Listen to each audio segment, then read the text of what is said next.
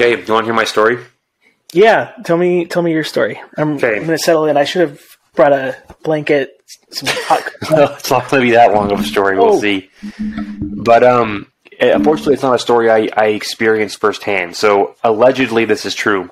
I like to believe it's true because it was told to me. So I was in Boston a few years ago. I think it was like 2018. I want to say something like that. Visiting, just kind of leisure trip with some people I knew, and went out on one of those harbor tours. You can get on this boat, kind of like a flat deck on top with lots of chairs, and you can like sit or stand, and they take you around Boston Harbor and the different places along the coast. Not like far out, but like, and just kind of talk to you. You get a view of the city and different neighborhoods and stuff. And there was this guy on the microphone. I don't know if he was the captain driving or some guy next to him, but he was on the boat somewhere. I don't know where he was at. I just heard his voice. And he was talking to us, giving us a tour of what we were seeing and explaining things and telling stories. He had this thick Irish accent, Irish guy in Boston. It was like the real deal experience. And I want to try to impersonate him on this story for various reasons. No, it's all good. But he told me the story, not just me, he told all of us the story. And here's the part that I think it's a good story. I think you're going to enjoy it. But admittedly, I don't remember the name of the restaurant. And I've tried to go and find, since then, I tried to go look up this story, like details of it, to find some kind of Google story or some old news article.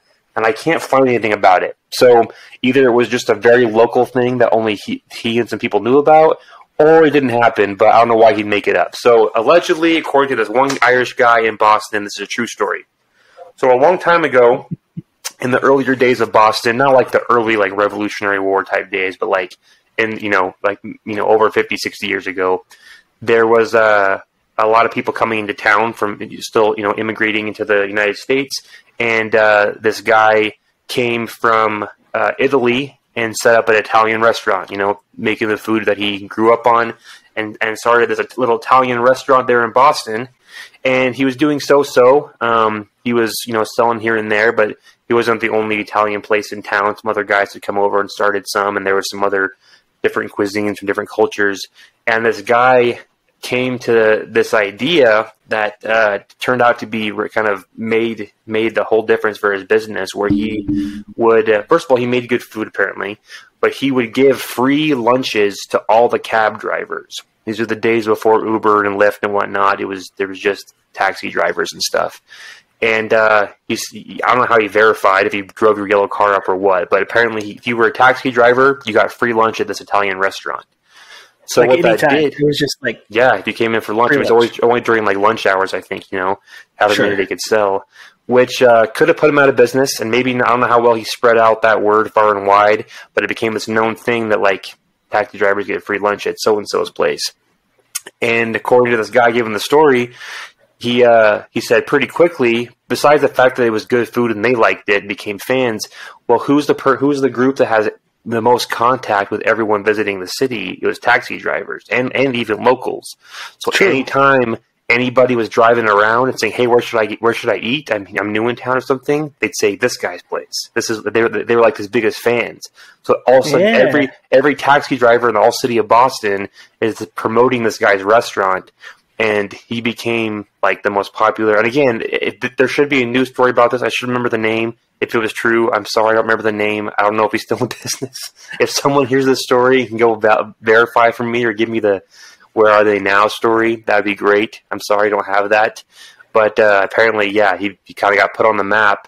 And by just identifying an audience, I don't know how much he thought that out, right? Maybe it's like hindsight. He looks like a genius, but that really made a difference for him. As all of a sudden, you ask any taxi driver, they'd always recommend that guy's place, and he got tons of business, and they all loved him. And anyways, and just a unique situation of a unique kind of marketing where you're choosing to create a little love group that's a certain type of influencer in the sense, like back in that time, taxi drivers were influencers in the sense that they influence people where to go, and they take you where they tell you about the town. That was a cool story, an interesting way in earlier days of advertising and things like that, where it wasn't an ad, it wasn't a billboard, it wasn't some special thing he did in the normal channels. He just identified a group, made them love him, and they became his biggest promoters and put him on the map. That's the story. That's a cool story. I mean, I keep bumping that thing. If it's real, like it is brilliant. It's genius, and I think we all feel like word of mouth is kind of the strongest form of marketing. It's like the realest of real referrals that you can possibly get. It's like a review from someone you trust. And even if it's someone you don't really know all that well, if you hear someone talk about a place that they like it makes you want to try it. Mm-hmm. So yeah. And then having that experience with someone who does talk to travelers and locals alike all day, every day. Yeah. Brilliant. Yeah. Give them a reason to talk about you. And I'm sure that wouldn't have happened if his food was nasty, right? If everyone went there and was like, this is gross. So you got to have a good product. You got to have something good to offer, but then give them a reason to talk about you, and then they will. I mean, I think that's easy. It's easier said than done, of course. But yeah, I was intrigued. I don't remember much of that tour about specifically what he pointed out, other than that one stuck with me in my marketing brain. And I've thought about it ever since. Every now and then I just think about that. Well, okay. Question. Is it possible to do that now on the internet?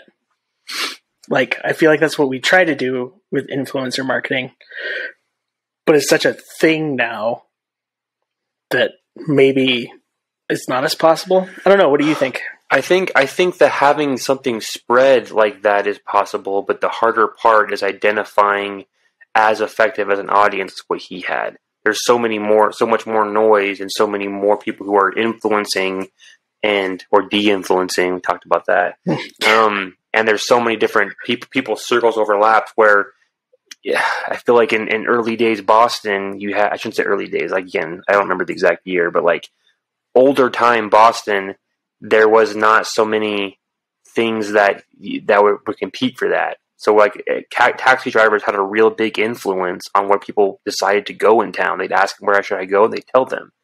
They didn't have a phone to pull up. They didn't have Yelp to look at. They didn't have an influencer that gave them some special limited time promo code. They didn't have a drop and a geofenced ad. There's none of that. So I think, yeah, it's probably not as easy as it was because who are the taxi drivers for my industry? Who can I reach in that way?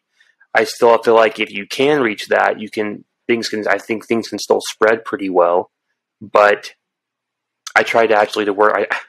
I wanted to recommend to I won't name them, but like a tire and auto service company that they do something similar. I thought of this story actually, and I was like, you should offer free or discounted service to all the rideshare people, like the Uber and Lyft drivers and things like that, and DoorDash and Grubhub.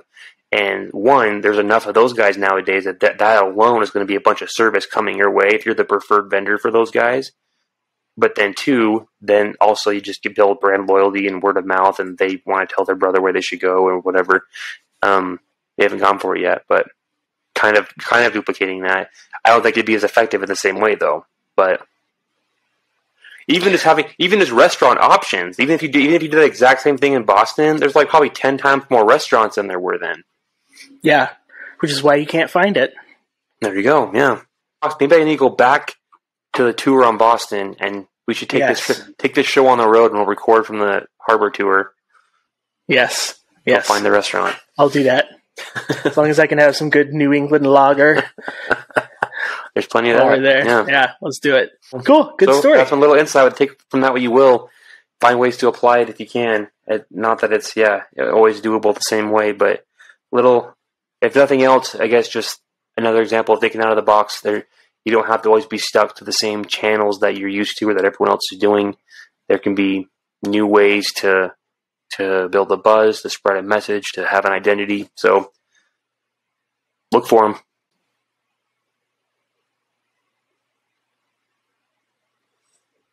Okay, bye.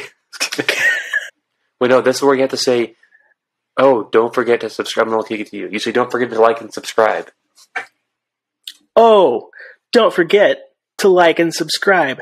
Like that button, smash it, push it. I was going to say more than once, but just once, because if you hit it more than once, I think it unclicks. So just the one time. YouTube needs to have like a like or subscribe button. One click. And then a smash button, so you can tell people are like, I like this, but they're like smashing the like button. Smash it. That should be a metric. Yes. Anyways, Kate, thanks. Do that. Yeah, cool. Bye.